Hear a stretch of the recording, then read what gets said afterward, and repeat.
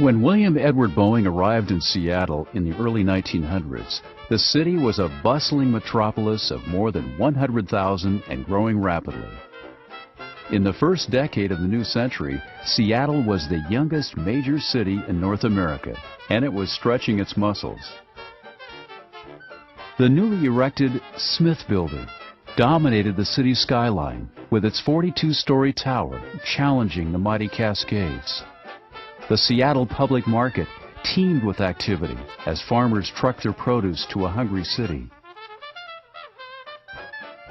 The Ballard Canal locks, newly constructed, seemed to symbolize the opening of the Northwest to its enthusiastic citizens. Like his father before him, William Boeing sought his fortune in timber. Journeying to the Olympic Peninsula, he established himself at Grays Harbor, where he studied the timber business carefully and began trading and selling timberland. By the end of the decade, Boeing had made his fortune and had taken up residence in Seattle. Like other wealthy young bachelors, he frequented the University Club, smoking cigars and discussing the issues of the day. There, he met George Conrad Westervelt, a Navy engineer just arrived in the Northwest. The two men shared a fervent interest, the new science of aviation. Flying machines were still a novelty at the time. Their design had advanced very little from the early box kite prototype of the Wright brothers.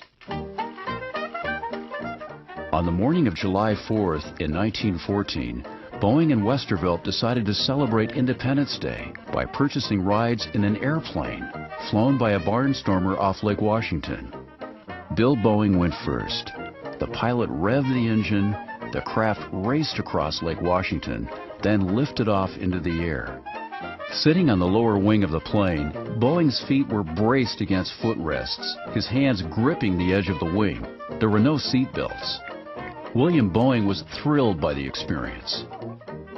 When the plane touched down, he exchanged places with Westervelt, then immediately went back up again when Westervelt landed. The two men spent the rest of the day repeating the experience. By mid-afternoon, they were already planning how to design a better airplane.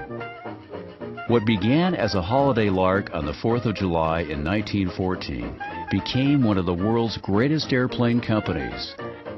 At Boeing, the very best of what we do captures the excitement and adventure of that first flight.